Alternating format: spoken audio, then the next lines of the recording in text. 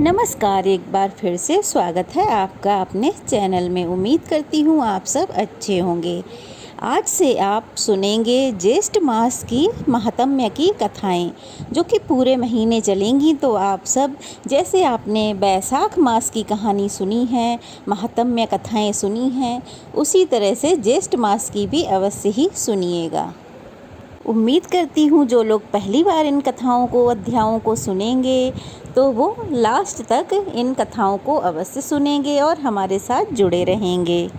तो चलिए कथा शुरू करते हैं। आज के महात्म्य के अनुसार एक बार भगवान शाकृति आदित्य लोक में गए।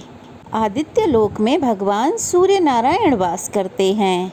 वहाँ सूर्य नारायण को प्रणाम करने के बाद उन्होंने चक्षुमती विद्या के द्वारा उनकी स्तुति की। उन्होंने स्तुति कुछ इस प्रकार की। चक्षु इंद्री के प्रकाशक भगवान श्री सूर्य नारायण को नमस्कार है। आकाश में विचरण करने वाले सूर्य नारायण को नमस्कार है। सहस्त्रों किरणों की भारी सेना वाले भगवान सूर्य नारायण को नमस्कार है। तमोगुण रूप में भगवान सूर्य नारायण को नमस्कार है। रजोगुण रूप में भगवान सूर्य नारायण को नमस्कार है। सप्त गुण रूप में भगवान सूर्य नारायण को नमस्कार है। हे भगवान, आप मुझे असत्य से सत्य की ओर ले चलिए। मुझे अंधकार से प्रकाश की ओर ले चलिए। मुझे मृत्यु से अमृत की ओर ले चलिए। भगवान सूर्य शुचि रूप हैं और वे अप्रति रूप भी हैं। उनके रूप की कहीं कोई तुलना नहीं की जा सकती, जो अखिल रूपों को धारण कर रहे हैं तथा रश्मि मालाओं से मंडित हैं। उन जात बेदा अर्थात सर्वज्ञ, अग्नि रूप, स्वर्ण सदृश प्रकाश वाले, ज्योति स्वरूप और तपने वाले भगवान भास्कर को हम स्मरण करते हैं। बेसहस्त्रों किरणों वाले और सत सत प्रकाश से सुशोभित भगवान सूर्य नारायण समस्त प्राणियों के समक्ष उनकी भलाई के लिए प्रकट हो रहे हैं। जो हमारे नेत्रों के प्रकाश हैं, उन अदिति नंदन भगवान श्री सूर्य देव को नमस्कार है। दिन का भार वहन करने वाले विश्ववाहक सूर्य देव के प्रति हमारा सब कुछ सादर समर्पित है। इस प्रकार चक्षुर्मती विद्या के द्वारा स्तुति किए जाने पर भगवान सूर्य नारायण अत्यंत प्रसन्न होकर बोले, जो ब्राह्मण इस चक्षुर्मती विद्या का रोज पाठ करता है, उसे आँख का रोग नहीं होता, उसके कुल में कोई अंधा नहीं होता। 8 ब्राह्मणों को इसका ग्रहण करा देने पर इस विद्या की सिद्धि होती है। जो इस प्रकार जानता है वह महान हो जाता है। इस प्रकार सूर्य नारायण देव की स्तुति की जाती है। एक समय श्री व्यास जी के शिष्य महर्षि सुमतु तथा वशिष्ठ, पराशर, जैमिनी, याज्ञवल्क्य, गौतम, वैशंपायन, शौनक, अंगिरा और भरद्वाज आदि महर्षिगण पांडव वंश में उत्पन्न महाबलशाली राजा शतानीक की सभा में गए। राजा ने उन ऋषियों का अर्घ आदि से विधिवत स्वागत सत्कार किया और उन्हें उत्तम आसनों पर बिठाया तथा भली भांति उनका पूजन कर विनय कर उनसे इस प्रकार प्रार्थना की, हे महात्माओं, आप लोगों के आगमन से मेरा जन्म सफल हो गया है। आप लोगों के स्मरण मात्र से ही मनुष्य पवित्र हो जाता है। फिर आप लोग मुझे दर्शन देने के लिए यहाँ पधारे हैं, इसलिए आज मैं धन्य हो गया प्रभु। आप लोग अब कृपा कर मुझे पवित्र और पुण्यमयी धर्म शास्त्रों की कथाएं सुनाएं, जिनके सुनने से मुझे परम गति की प्राप्ति हो। तब ऋषियों ने कहा, राजन, इस विषय में आप हम सब के गुरु नारायण स्वरूप भगवान वेद व्यास से निवेदन कीजिए। वे बड़े कृपालु हैं, सभी प्रकार के शास्त्रों के और विद्याओं के ज्ञाता हैं, जिसके श्रवण मात्र से मनुष्य सभी पापों से मुक्त हो जाता है। उस महाभारत ग्रंथ के रचयिता भी वही हैं। राजा शतानीक ने ऋषियों के कहे अनुसार सभी शास्त्रों के जानने वाले भगवान वेद व्यास से प्रार्थना पूर्वक कहा, हे प्रभु, आप मुझे धर्ममयी कथाओं का श्रवण कराएं, जिससे मैं पवित्र हो सकूं और इस संसार सागर से मेरा उद्धार भी हो जाए। तब व्यास जी कहने लगे, राजन, यह मेरा शिष्य सुमंतु महान तेजस्वी और समस्त शास्त्रों का ज्ञाता है। यह आपकी जिज्ञासा को अवश्य पूर्ण करेगा। मुनियों ने भी इस बात का अनुमोदन किया। तदंतर राजा सदानीक ने महामुनि सुमंतु से उपदेश करने के लिए प्रार्थना की।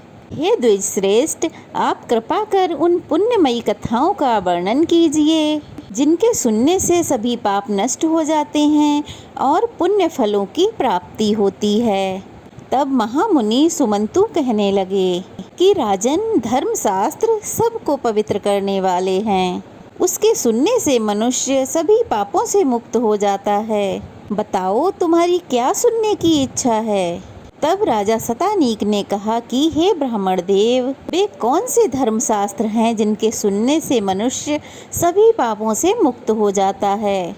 सुमंतु मुनि कहने लगे, हे राजन, मनु, विष्णु, यम, अंगिरा, वशिष्ठ, दक्ष, संबंध, सतातव, पराशर, आपस्तम, कुशाना, कात्यायन, बृहस्पति, गौतम, अंक, लिखित, हारीत तथा अत्रि आदि ऋषियों द्वारा रचित मनवावी बहुत से धर्मशास्त्र हैं। इन धर्मशास्त्रों को सुनकर और उनके रहस्यों को भली भांति हृदय में धारण कर मनुष्य देवलोक में जाकर परम आनंद को प्राप्त करता है, इसमें कोई संदेह नहीं। तब सतानीक ने कहा कि प्रभु, इन धर्मशास्त्रों को आपने कहा है, इन सब को मैंने सुना है, अब इन्हें पुनः सुनने की इच्छा नहीं है। कृपा कर आप चारों वर्णों के कल्याण के लिए जो उपयुक्त शास्त्र हो वो मुझे बतलाएं। तब सुमंतु मुनि कहने लगे, हे महाभावों, संसार में निमग्न प्राणियों के उद्धार के लिए 18 महापुराण, श्री राम कथा, महाभारत आदि सद्ग्रंथ नौका रूपी साधन माने जाते हैं। 18 महापुराणों और 8 प्रकार के व्याकरणों को भली भांति समझकर सत्यवती के पुत्र वेद व्यास जी ने महाभारत की संहिता की रचना की, जिसके सुनने से मनुष्य ब्रह्म हत्या के पापों से भी मुक्त हो जाता है। इनमें 8 प्रकार के व्याकरण ये हैं: ब्राह्म, ऐन्द्र, याम्य, रौद्र, आयव्य, वरुण, सायव्य और वैष्णव। ब्रह्म, पद्म, विष्णु, शिव, भागवत, नारदीय, मार्कंडेय, अग्नि, भविष्य, ब्रह्म, वैभर्द, लिंग, वराह, स्कंद, वामन, कूर्म, मत्स्य, गरुण तथा ब्रह्मांड। ये 18 महापुराण हैं। ये सभी चारों वर्णों के लिए उपकारक हैं। इनमें से आप क्या सुनना चाहते हैं? तब राजा सतानीक ने कहा कि विप्र, मैंने महाभारत भी सुनी है और श्री राम कथा भी सुनी है। मैंने पुराणों को भी सुना है। अब मेरी इच्छा है कि आप मुझे जेठ मास महात्म्य सुनाएं। तब सुमंतु मुनि कहने लगे कि हे राजन, आपने बहुत उत्तम बात पूछी है। मैं अब आपको ज्येष्ठ मास महात्म्य की कथाएं सुनाता हूँ, जिनके श्रवण करने से ब्रह्म हत्या आदि जैसे बड़े बड़े पाप भी नष्ट हो जाते हैं। इतना ही नहीं, अश्वमेघ आदि यज्ञों का पुण्य फल प्राप्त होता है और अंत में सूर्यलोक की प्राप्ति होती है, इसमें कोई संदेह नहीं।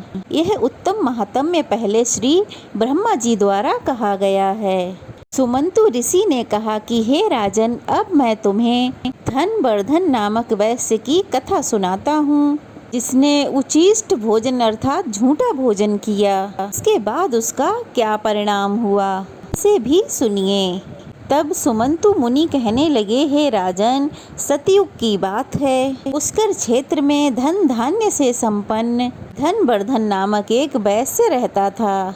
एक दिन वह ग्रीष्म ऋतु में मध्याह्न के समय अपने वैश्यदेव कर्म संपन्न कर अपने पुत्र, मित्र तथा बंधु बांधवों के साथ भोजन कर रहा था। इतने में ही अचानक उसे बाहर से करुण स्वर सुनाई पड़ा। उस शब्द को सुनते ही वह दयावश भोजन को छोड़कर बाहर की ओर गया, किंतु वह जब तक बाहर पहुंचा वह आवाज़ बंद हो गई। फिर लौटकर उस वैश्य ने पात्र में जो छोड़ा हुआ भोजन था उसे खा लिया। भोजन करते ही उस वैश्य की मृत्यु हो गई और इसी अपराधवश परलोक में भी उसकी दुर्गति हुई। इसलिए छोड़े हुए भोजन को फिर कभी नहीं खाना चाहिए, अधिक भोजन भी नहीं करना चाहिए। इससे शरीर में अत्यधिक रस की उत्पत्ति होती है, इससे प्रतिसाय अर्थात जुखाम, मंदाकिनी, ज्वर आदि अनेकों रोग उत्पन्न हो जाते हैं। अजीर्ण हो जाने से स्नान, दान, तप, होम, तर्पण, पूजा आदि कोई भी शुभ कर्म ठीक से संपन्न नहीं हो पाते। अति भोजन करने से अनेकों रोग उत्पन्न होते हैं, आयु घटती है, लोक में निंदा होती है और अंत में सद्गति भी नहीं होती। उचिष्ट मुख से अर्थात झूठे मुख से कहीं भी नहीं जाना चाहिए, सदा पवित्रता से रहना चाहिए। पवित्र मनुष्य यहाँ सुख से रहता है और अंत में भी स्वर्गलोक को जाता है। तब राजा ने पूछा, हे मुनीश्वर, ब्राह्मण किस कर्म के करने से पवित्र होता है, इसका भी आप वर्णन कीजिए। सुमंतु मुनि कहने लगे, हे राजन, जो ब्राह्मण विधि पूर्वक आचमन करता है वह पवित्र हो जाता है और सत्कर्मों का अधिकारी हो जाता है। आचमन की विधि ये है कि हाथ पांव धोकर पवित्र स्थान में आसन के ऊपर पूर्व अथवा उत्तर की ओर मुंह करके बैठें। दाहिने हाथ को जानु के भीतर रखें, दोनों चरण बराबर रखें तथा शिखा में संधि लगाएं। फिर उष्णता और प्रेम से रहित निर्मल और शीतल जल से आचमन करें। खड़े खड़े बात करते, इधर उधर देखते, जल्दी जल्दी और क्रोध युक्त होकर कभी भी आचमन नहीं किया जाता। हे राजन, ब्राह्मण के दाहिने हाथ में 5 तीर्थ कहे गए हैं, देव तीर्थ, पितृ तीर्थ, ब्रह्म तीर्थ, प्रजापति तीर्थ और सौम्य तीर्थ। अब आप इनके बारे में भी जान लीजिए, इनके लक्षणों के बारे में भी जानिए। अंगूठे के मूल में ब्रह्म तीर्थ, कनिष्का के मूल में प्रजापति तीर्थ, अंगुलियों के अग्रभाग में देव तीर्थ, तर्जनी और अंगुष्ठ के बीच में पितृ तीर्थ और हाथ के मध्य भाग में सौम्य तीर्थ कहा जाता है, जो देव कर्म में प्रशस्त माना गया है। देवार्चा, ब्राह्मण को दक्षिणा आदि कर्म, देव तीर्थ से तर्पण पिंडदान कर्म, पितृ तीर्थ से आचमन, ब्रह्म तीर्थ से विवाह के समय लाजा होम आदि और सोमवान, प्रजापस्त तीर्थ से कमंडल ग्रहण, दधि प्राशन आदि कर्म सौम्य तीर्थ से करना चाहिए। ब्रह्म तीर्थ से उपस्पर्शन सदा श्रेष्ठ माना गया है। अंगुलियों को मिलाकर एकाग्रचित होकर पवित्र जल से बिना शब्द किए हुए 3 बार आचमन करने से महान फल प्राप्त होता है और देवतागण भी प्रसन्न होते हैं। प्रथम आचमन से ऋग्वेद, द्वितीय से यजुर्वेद और तृतीय से सामवेद की प्राप्ति होती है और आचमन करके जल युक्त दाहिने अंगूठे से मुख का स्पर्श करने से अथर्ववेद की तृप्ति होती है। होठों के मार्जन से इतिहास और पुराणों की तृप्ति होती है। मस्तक में अभिषेक करने से भगवान रुद्र प्रसन्न होते हैं। शिखा के स्पर्श से ऋषिगण, दोनों आँखों के स्पर्श से सूर्य, नासिका के स्पर्श से वायु, कानों के स्पर्श से दिशाएं, भुजा के स्पर्श से यम, कुबेर, वरुण, इंद्र तथा अग्निदेव तृप्त होते हैं। नाभि और प्राणों की ग्रंथियों के स्पर्श करने से सभी तृप्त हो जाते हैं। पैर धोने से विष्णु भगवान, भूमि पर जल छोड़ने से वासुकी आदि नाग तथा बीच में जो जल बिंदु गिरते हैं उनसे 4 प्रकार के भूतग्राम की तृप्ति होती है। अंगुष्ठ और तर्जनी से नेत्र, अंगुष्ठ और अनामिका से नासिका, अंगुष्ठ और मध्यमा से मुख, अंगुष्ठ और कनिष्का से कान, भी उंगलियों से भुजाओं का, अंगुष्ठ से नाभि मंडल तथा सभी अंगुलियों से सिर का स्पर्श करना चाहिए। अंगुष्ठ अग्नि रूप है, तर्जनी वायु रूप, मध्यमा प्रजापति रूप, नामिका सूर्य रूप और कनिष्ठ का इंद्र रूप मानी जाती है। इस विधि से ब्राह्मण के आचमन करने पर संपूर्ण जगत देवता और पितृ तृप्त हो जाते हैं। ब्राह्मण सदा पूजनीय है क्योंकि वह सर्व देवमयी माना जाता है। ब्रह्म तीर्थ, प्रजापस्य तीर्थ अथवा देव तीर्थ से आचमन करे, परंतु पितृ तीर्थ से कभी भी आचमन नहीं करना चाहिए। आचमन का जल हृदय तक जाने से ब्राह्मण की, कंठ तक जाने से क्षत्रिय की और वैश्य की जल के प्राशन से तथा शूद्र की जल के स्पर्श मात्र से शुद्धि हो जाती है। हरे कृष्णा। आज का अध्याय यहीं समाप्त हुआ। उम्मीद करती हूँ आपको वीडियो पसंद आई होगी, तो प्लीज़ लाइक कीजिएगा और कमेंट बॉक्स में कमेंट भी कीजिएगा। और अगर नए हैं तो प्लीज़ चैनल को सब्सक्राइब करना ना भूलिएगा, बेल आइकन का बटन ज़रूर दबाइएगा। तो चलिए फिर मिलते हैं एक नई कथा, एक नए महात्म्य, एक नए अध्याय के साथ। तब तक के लिए भगवान श्री कृष्ण की कृपा हम सब पर बनी रहे। जय श्री कृष्णा। राधे राधे।